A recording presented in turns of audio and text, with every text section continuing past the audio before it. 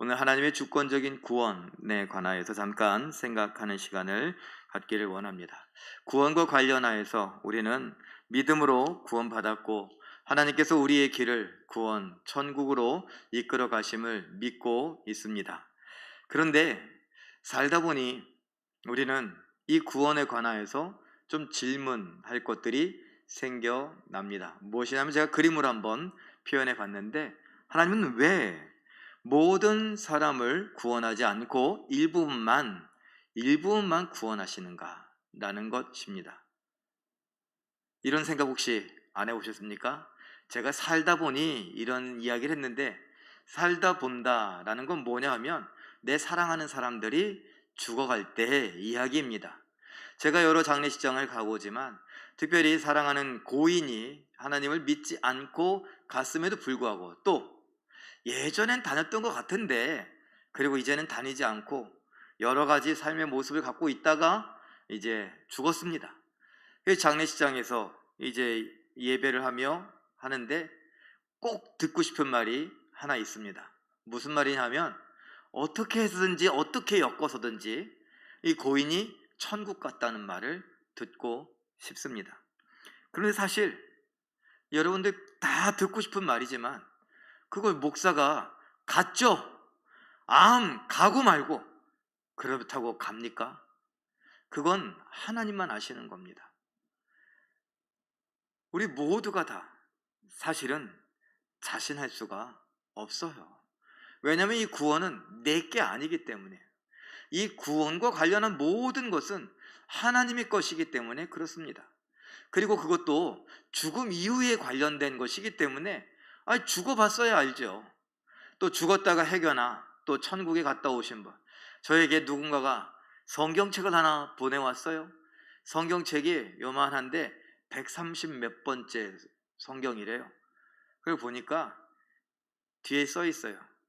죽어 천국과 지옥을 가보지 않은 자, 뭐라고 말하겠는가? 한번 천국과 지옥을 가본 자는 하나님을 믿을 수밖에 없다. 그래 놓고 이 성경을 새로운 성경이라고 썼어요. 딱 봐도 냄새가 나죠? 어떻게 그럴 수가 있어요? 어쨌든 저더러 예수 잘 믿으라고 새로운 성경을 이렇게 보내왔더라고요. 제가 혹시나 이게 뭔가 싶어서 들어보니까 뭐 백몇십 몇 번째 말씀 그러면서 이렇게 또 나오더라고요. 하나님이 그렇게 많은 말씀을 그분에게만 특별하게 주셨던 것 같아요. 자, 제가 그런 성경 이야기를 갑자기 왜 하냐, 이 온갖 성경 이야기를 다 끌어모아놔도 여러분, 우리가 해결할 수 없는 것은 바로 구원에 관한 것입니다. 아무리 내가 천국에 갔다 왔다, 내가 지옥을 봤다, 그렇다 하더라도 그 천국과 지옥을 본 사람이 천국 가리란 보장이 없어요. 그건 하나님의 몫이기 때문입니다. 그러니 아무리 듣고 싶어도 그냥 사실은 그냥 그 마음은 이해합니다. 그리고 제가 또 그래도 목사이기 때문에 저가 또 그 마음을 헤아려서 어떻게든지 연관시켜 보려고. 저도 교회 다니셨어요? 예수 믿었어요? 우리가 다 기본적으로 아니까. 그 옛날에 믿긴 믿었네. 믿긴 믿었어? 믿긴 믿었어요. 믿긴 믿었으면 됐지 뭐. 그냥 이러고 넘어가요. 그렇다고 제가 그렇게 얘기했다고 그분이 그 즉시로 천국에 갔냐? 알 수 없어요. 하나님께 달려있다. 이제 이런 걸 경험해 보니까 하나님은 왜 다 구원해 주시지? 우리 식구들 다 구원해 주시지 왜 누구는 구원하시고 누구는 구원하지 않으시는가? 왜 내 사랑하는 친구는, 왜 내 사랑하는 부모님은, 내 사랑하는 자녀들은 왜 하나님이 구원하시지 않으시는가? 이런 생각을 하게 됩니다. 성경에서 분명한 답을 해주고 있는데, 데살로니가후서 3장 2절 말씀 한번 읽어볼까요? 시작. 믿음은 모든 사람의 것이 아니니라. 믿음으로 천국 간다고 했는데, 믿음으로 구원받는다고 했는데, 믿음은 뭐라고요? 모든 사람의 것이 아니래요. 무슨 말이에요? 어떤 사람들의 것이다 라는 거예요. 모든 사람이 아닌 어떤 사람들의 것이다. 그럼 그 어떤 사람은 누구냐는 거예요. 우리는 그렇게 생각했어요. 도대체 누군데? 뭘 하면 되는데? 그래서 제가 여러분에게 가끔 말씀드리잖아요. 믿음은 어디서 사면 돼요? 우리가 흔히 말하는 마트에 가면 살 수 있습니까? 아니면 시장에 가면 살 수 있습니까? 아니면 백화점에 가면 살 수 있습니까? 아니면 편의점에 가서, 아니면 구멍가게, 어느 동네에 가면 살 수 있죠? 살 수 없어요. 뭘 하면 받을 수 있는 거죠? 뭘 해서 받을 수 있는 게 아니에요. 그래서 이 믿음은 모든 사람의 것이 아니라 어떤 특정한 사람들의 것인데, 그 특정한 사람들, 그 사람들은 어떻게 그걸 받았느냐? 어떻게 해서 받은 게 아니라는 거예요. 그것을 오늘 한번 쭉 살펴보려고 합니다. 마태복음 20장 15절 말씀도 한번 읽어보죠. 시작. 내 것을 가지고 내 뜻대로 할 것이 아니냐. 주인이 이거 내 것을 갖고 내 마음대로 하겠다는데 이거예요. 옛날에 우리 그러잖아요. 어쩌라고? 내 건데. 내가 내 마음대로 하겠다는데 어쩌라고? 우리가 이건 내 것이 아니구나. 이건 그 누구의 것도 아니구나. 이건 하나님의 것이구나. 믿음, 그리고 믿으면 천국 간다, 믿으면 구원받는다 라고 했으니 그 구원, 믿음과 이 구원은 하나님의 것이구나. 오늘 이 시간엔 그곳에 집중하려고 하는 것입니다. 하나님의 것이다. 그렇기 때문에 우리가 알 수 있냐? 왜요? 왜 아무개는 너무 다 착했는데? 아니, 그 사람, 우리가 이야기할 때도 그렇지만 본인들도 그렇게 말할 수 있습니다. 성경에 나오죠. 아니, 하나님, 내가 정말 착한 일 많이 했는데, 내가 예수의 이름으로 귀신도 내쫓았고, 내가 예수의 이름으로 무슨 일을 다 했는데 왜 나는 아니에요? 그런데 예수님 뭐라 그래요? 야, 난 넌 모르겠는데 왜 자꾸 떠드니? 난 넌 모른다. 주여 주여 한다고 해서 다 천국 가는 줄 아느냐? 아니다. 말씀하세요. 로마서 11장 33절 오늘 본문이 그 해답을 또 줍니다. 한번 읽어보죠. 시작. 깊도다 하나님의 지혜와 지식의 풍성함이요 그의 판단은 헤아리지 못할 것이며 그의 길은 찾지 못할 것이로다. 잠깐 보세요. 헤아리지 못하다, 찾지 못한다. 한마디로 말하면 뭐예요? 모른다는 거예요. 우리가 아무리 따져도, 아무리 살펴봐도 이 믿음, 이 구원에 관해서는 모른다라는 것입니다. 피조물인 우리는 알 수가 없다 뿐만 아니라 하나님 앞에 하나님 저요 그래 왜 이렇게 하나님 앞에 반박할 수 없다는 거예요. 그건 하나님의 것이기 때문에, 우리가 알 수 없는 하나님의 계획 속에 있는 것이기 때문에 하나님께 내가 감히 따지고 들 그런 자격이 나에게는 없다는 겁니다. 우리는 그럼에도 불구하고 마음대로 따지죠.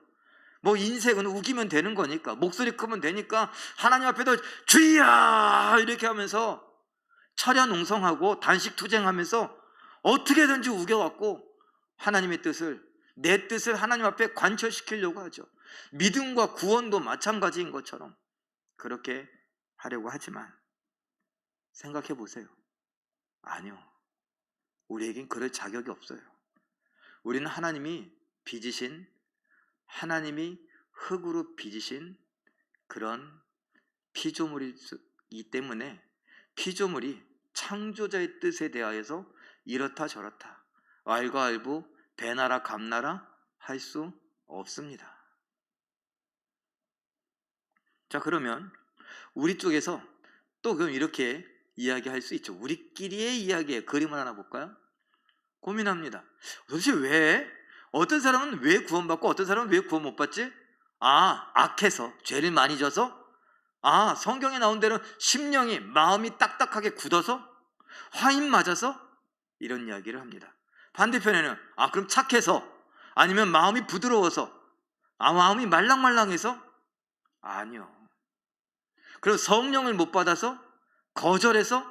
예수님을 안 믿어서?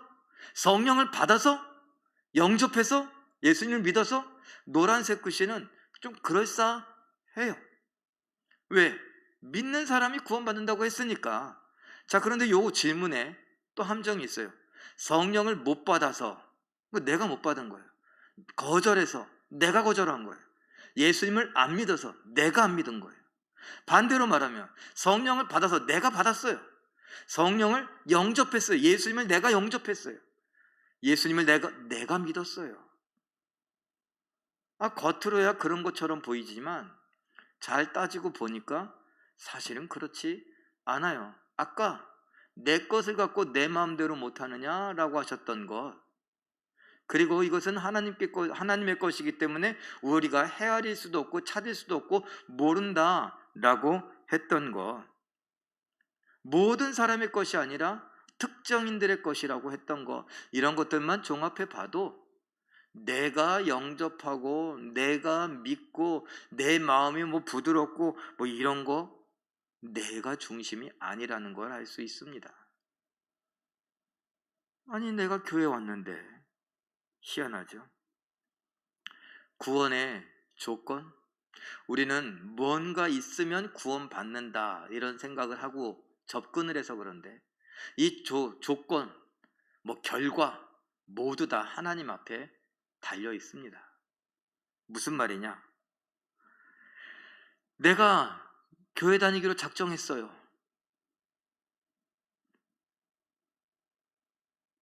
이 자리에 계신 분들, 모태신앙 아니신 분들, 모태신앙은 어머니 따라서 왔다 치고 모태신앙이 아니신 분들, 언제부터 결정했는지 여러분 한번 생각해 보세요. 아마 어떤 분은 날짜까지도 따지고 알 수 아는 분도, 기억하는 분도 계실 겁니다. 세례받은 날짜도 기억하고 정확하게 몇 년 몇 월 며칠 기억하는 분도 있을 겁니다. 또는 또 내가 성령 체험을 했다, 거듭났다 라고 하는 것을 또 몇 년 몇 월 며칠 이렇게 정확하게 기억하시는 분도 계실지도 모릅니다. 왜 그렇게 제가 얘기하느냐? 옛날에 여호와의 증인들이 그랬거든요. 당신 구원 받았냐고, 거듭났냐고. 아유, 그럼요. 거듭나면 뭐냐고. 그럼 다시 태어나는 거죠. 그럼 좋았어. 다시 태어났는데 몇 년 몇 월 며칠에 다시 태어났어요. 네? 아니, 다시 태어났다며. 자, 그거 전에 당신은 몇 월 며칠생이에요? 그러면 예, 몇 년 몇 월 며칠생이에요? 대답을 하죠. 그래요. 그건 당신의 인생의 생일이고, 자, 당신의 영혼의 생일은요, 당신이 중생한 날, 당신이 거듭난 날은 언제요? 최소한 세례는 언제 받았습니까? 아니, 믿기로 결정한 날은 언제입니까? 그렇게들 막 물어봤거든요. 그러니 그 영향을 받아갖고 나도 적어도 세례받은 날은 기억해야 되는 거 아닌가? 이렇게 하며 살기도 합니다. 좋아요. 여러분들께서 몇 월 며칠 날 내가 좋아, 오늘부터 제일교회 가자, 그래서 약속을 하고 마음을 먹었습니다. 그리고 제일교회 나왔고 제일교회에서 예수 믿기로 작정을 했습니다. 누가요? 내가. 오늘 여러분 어떻습니까? 이 자리에 영상으로 예배하시는 분들도 좀 피곤하고 좀 그런데 오늘 그래도 금요일이니까 내가 이 스마트폰이라도 켜놓고 내가 다른 걸 할지언정 말씀이라도 좀 들어야지, 이런 마음으로 스마트폰을 켜고 계시거나 아니면 TV에 연결하여 보고 계시는 분들, 뭔가 나름대로 결정을 했습니다. 여러 가지 방해의 조건이 있었지만 그걸 다 뿌리치고 지금 텔레비전을 켜놓았습니다. 또는 스마트폰을 켜놓았습니다.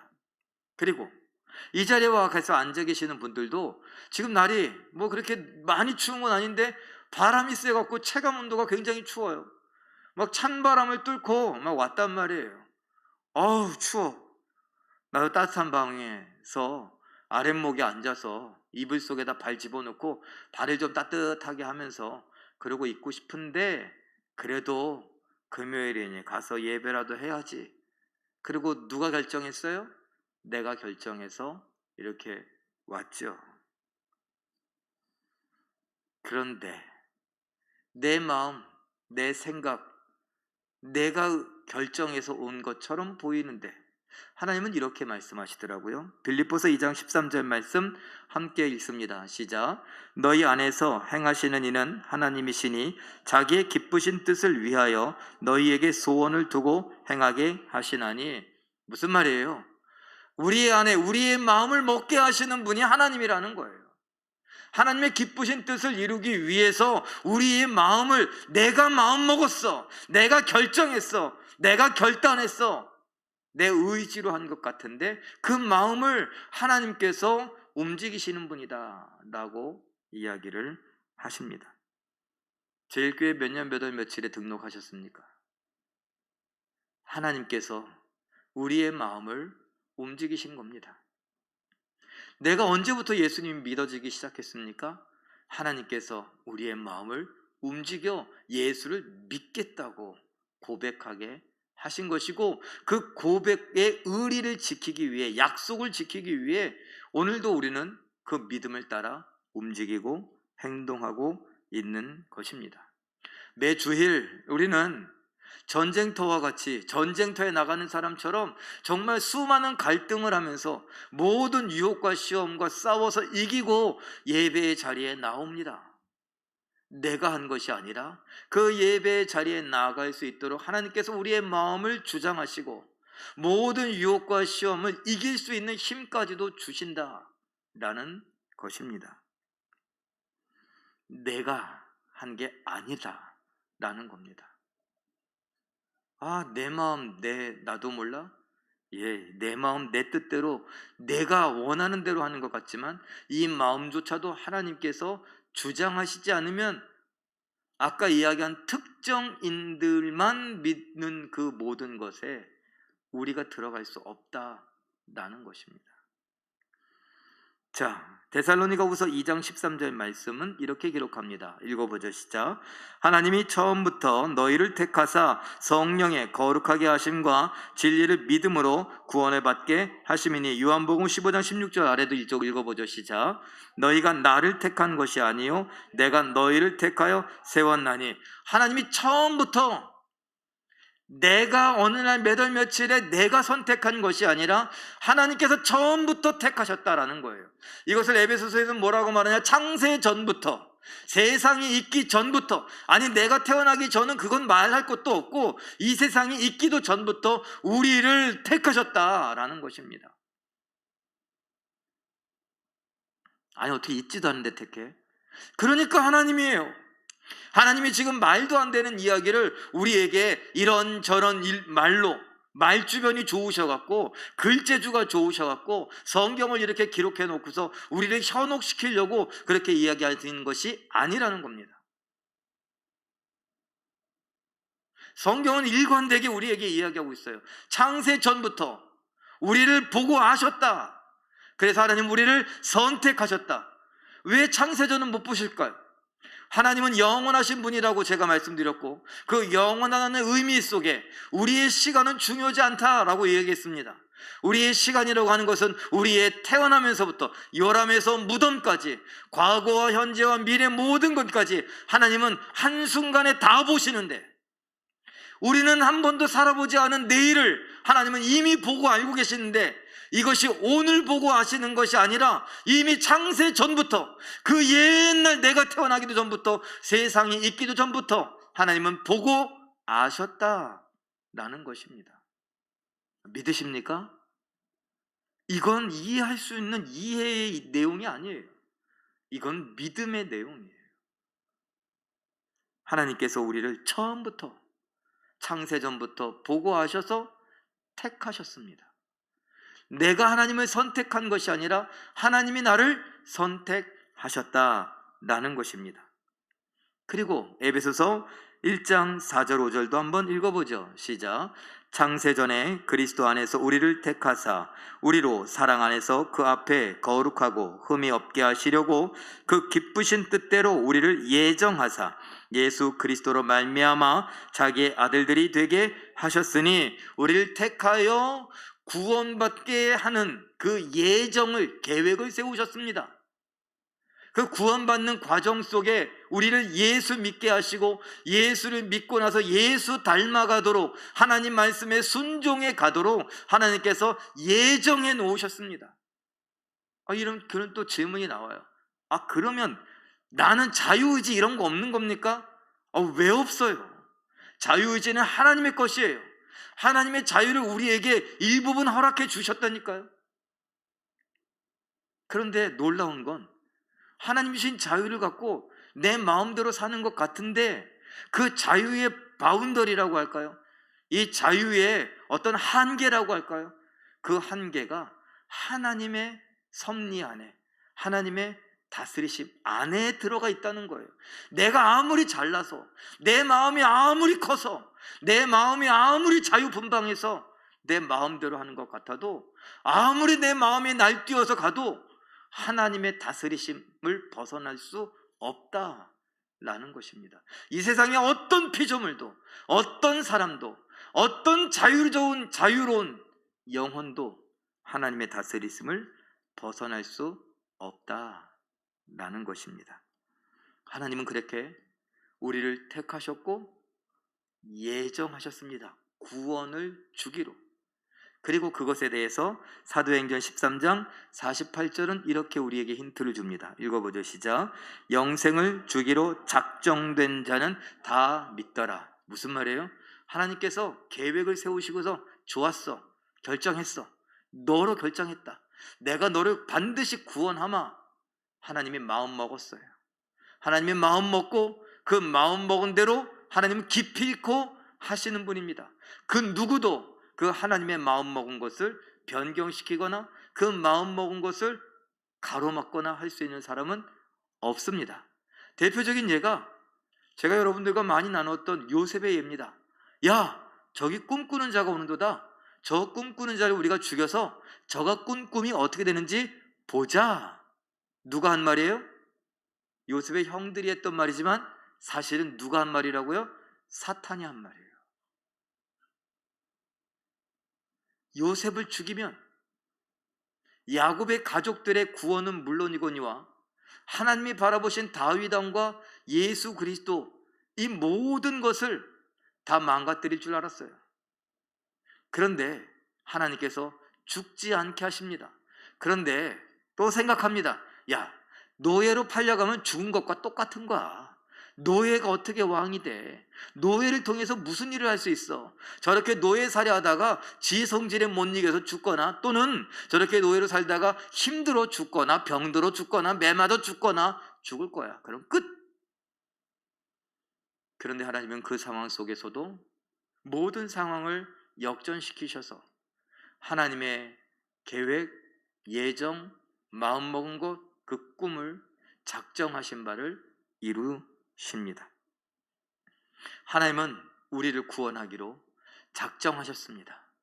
구원하기로 마음 먹었기 때문에 이왕에 잡수신 그 마음, 하나님께서 변하지 않고 그 마음 먹은 바를 이루어 가십니다. 지금도 말입니다.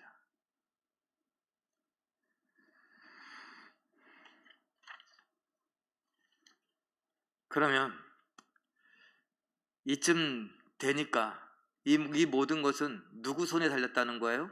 하나님의 손에 달렸다는 거죠. 이제 그 이야기예요. 결국은 하나님의 손에 달렸는데 우리들 중에 누군가는 그래도 잘난 척하는 거 좋아하잖아요. 우쭐거리고 뽐내고 이런 거 좋아하잖아요. 또 특별히 기도 좀 한다 하거나 또 은사가 좀 나타날 수도 있죠. 기도했더니 병이 나을 수도 있어요. 그런데 그걸 꼭 내가 한 것처럼, 내가 뭐 하나님하고 굉장히 친한 것처럼, 나하고 하나님하고 뭐 이렇게 정말 하나님이, 예수님이 너는 나의 친구라 그랬다고 제가 친구 먹는 것처럼, 어떤 분이 야, 예수님께 대해서 뭐라고, 하나님께 대해서 막 반말하면서 마음대로 짓거리는 그런 모습들을 보기도 하는데, 여러분, 오늘 본문 말씀이 그렇게 얘기하는데 고린도전서 1장 26절에서 29절까지 제가 정리한 것만 함께 읽어봅니다. 시작. 형제들아, 너희를 부르심을 보라. 그러나 하나님께서 세상에 미련한 것들, 약한 것들, 천한 것들과 멸시받는 것들과 없는 것들을 택하사 이는 아무 육체도 하나님 앞에서 자랑하지 못하게 하려 하심이라. 무슨 말일까요? 구원에 대해서 철저하게, 완전하게, 완벽하게 무력하다는 거예요. 구원에 한마디로 하면 자격이 없다. 구원과 관련해서 어떤 능력도 없다는 거예요. 뭐라고? 미련하고 약하고 천하고 멸시받고 없는 것들. 무엇에 대해서? 구원에 대해서.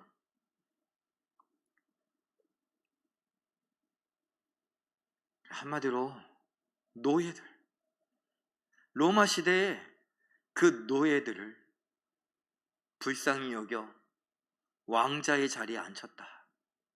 그 노예가 내가 이런 날이 올 줄 알았어. 그럼 내가 이렇게 죽을 내가 아니야. 이런다면 그 주인이, 그 왕이 뭐라고 하겠습니까?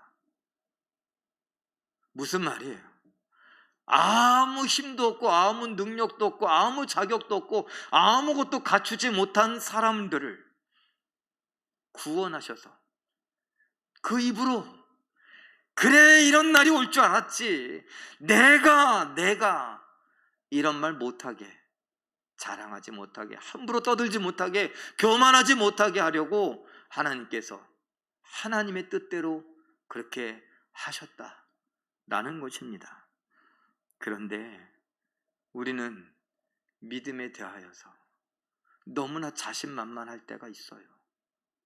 내 믿음이 대단한 것처럼 교회를 크게 만들어 놓고 하나님이 우리에게 은혜를 베풀어 주셨다고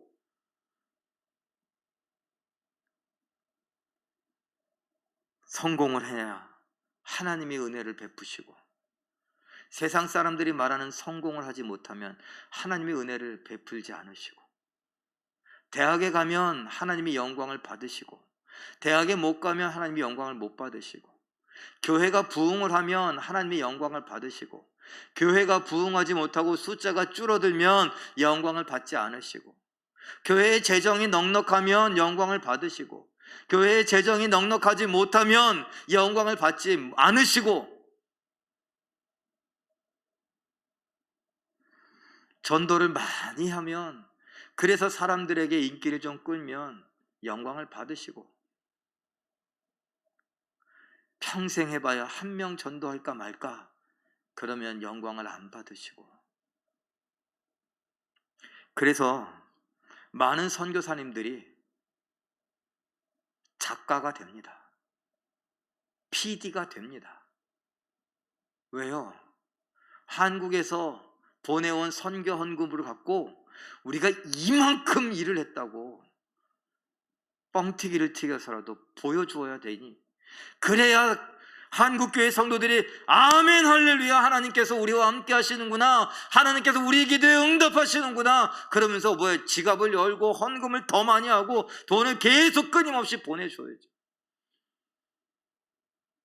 제가 아는 제 친구들 선교사들은 미안해합니다.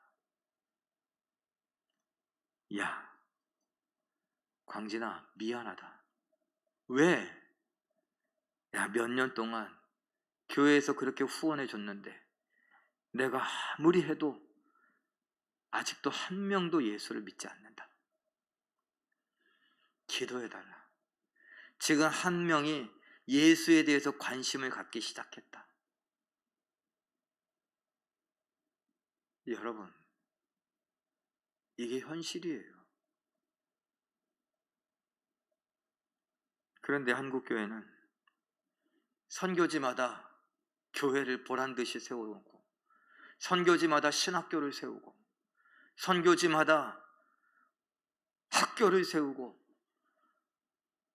그래서 큰 일을 하면 정말 열심히 일하는 것처럼, 그래서 선교사님들이 카메라를 들고 다니며 캠코더를 갖고 다니며 지금은 스마트폰을 갖고 다니며 영상을 찍고 사진을 찍고 그것을 편집하는 기술을 엮이고 거기에다 음악을 좋은 것을, 감동적인 것을 깔고 그렇게 해야 많은 사람들이 가난하게 찌들어 사는 모습, 또 많은 어린아이들이 나와서 해맑게 웃고 있는 모습, 고맙다고 손을 흔드는 모습, 이런 것들이 다 편집이 되면 한국교회 성도들은 그것을 보면서 눈물을 줄줄 흘리면서 눈물을 닦으면서 지갑을 열고 그에 헌금을 하고.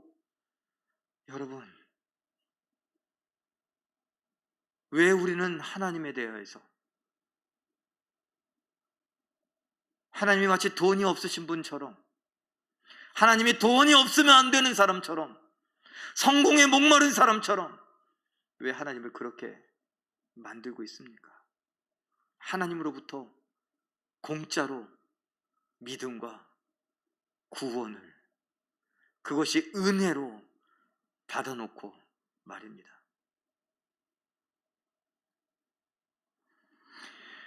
고린도전서 15장 10절이 한마디로 이렇게 말합니다. 읽어보죠. 시작.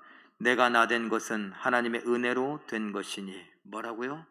하나님의 은혜로. 하나님의 은혜로 됐다는 말은 하나님이 주셔서 됐다는 말입니다. 하나님이 주지 않았으면 안 됐다는 말입니다. 하나님이 날 택하셨고, 하나님이 나를 구원하기로 예정하셨고, 하나님이 마음 먹고 작정하시고 우리를 위해 구원을 지금도 이루어 가시며, 이 모든 것은 하나님이 주도적으로 하시기 때문에, 내가 하는 것이 아무것도 없기 때문에 은혜다 라고 말하는 것입니다. 하나님은 은혜라는 말을 좋아하십니다. 하나님, 제가 은혜를 입었습니다, 이런 말을 좋아합니다. 이 은혜를 아는 우리들은요, 누구에게 신세지기 싫어하죠. 여러분, 은혜를 알면 굳이 그렇게 됐어, 내가 할 거야 이러지 않아요. 누군가 부축해 준다고 할 때 고맙습니다, 감사합니다. 누군가가 내 손을 잡아줄 때, 누군가가 나에게 안부를 물어봐 줄 때, 누군가가 나를 걱정해 줄 때, 누군가가 나를 위하여 기도해 줄 때 고맙습니다, 감사합니다. 은혜가 뭔 줄 아는 사람들. 그런데 은혜가 뭔지 모르는 사람들은 됐다고, 괜찮다고, 난 누구한테 신세지는 거 딱 질색이라고. 왜요? 하나님 앞에도 신세지지 말지.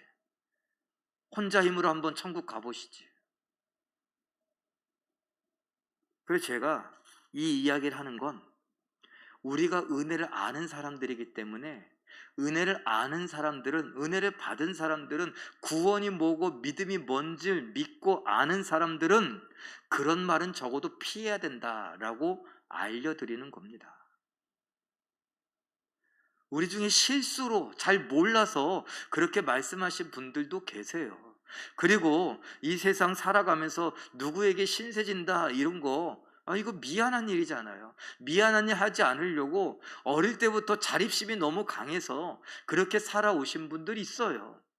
그럼에도 불구하고 우리는 은혜를 아는 사람들이기 때문에 고맙습니다, 감사합니다 할 수 있어야 한다고요. 고마운 걸 고마운지도 모르고, 은혜를 은혜인지도 모르고, 감사한 걸 감사하다고 표현하지도 못하고 그냥 지나가는 사람도 굉장히 많아요. 그런데 우리는 표현해야 돼요. 왜? 은혜 아니면 안 된다는 걸 아니까. 내가 나된 것은 은혜인 것을 아니까. 그 은혜가 누군가에게 은혜를 입은 것이 아니라 바로 하나님 아버지에게 은혜를 입은 것이기 때문에, 그 사실을 알기 때문에 우리는 고마움과 감사함을 표현해야 돼요. 그리고 그것이 다른 사람, 또 다른 은혜를 아는 사람이 누군가에게 은혜를 베풀 때 그 은혜를 고맙게 받아줄 수 있어야 돼요. 하나님이 나를 위로하시는구나, 저 권사님을 통해, 저 목사님을 통해, 저 장로님을 통해서 하나님이 나를 위로하고 계시는구나, 나를 돕고 계시는구나. 나에게 은혜를 베푸시는구나. 그래서 그 사람을 바라보는 것이 아니라 하나님을 바라보며 고맙습니다. 감사합니다. 그런데 그 사람 면전에 대고서 하나님 고맙습니다. 이러고 땡이 아니라 하나님 감사합니다. 그러면서 아이고 권사님 고마워요. 감사하며 너무너무 고맙습니다. 너무너무 감사합니다. 장로님, 목사님 감사합니다. 할 수 있어야 돼요. 이것이 구원받은, 믿음을 받은, 은혜가 뭔 줄 아는 우리들의 모습입니다.